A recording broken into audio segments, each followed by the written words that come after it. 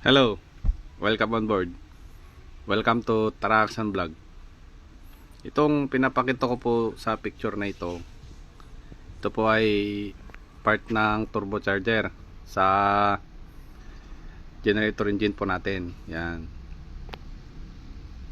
Isa po yung nozzle ring kung tawagin. Yan. Pagka binaklas nyo po yung turbocharger, makikita nyo po yung nozzle ring na yan. Kung sakali po, lilinisan lang po yun sa may gilid-gilid niyan.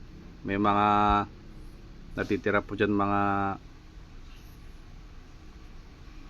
tawagin natin na dumi-dumi. Yan, linisin po natin lahat yan.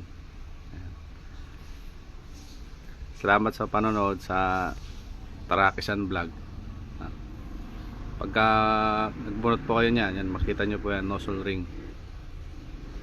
Yan mismo sa may turbocharger ng generator engine.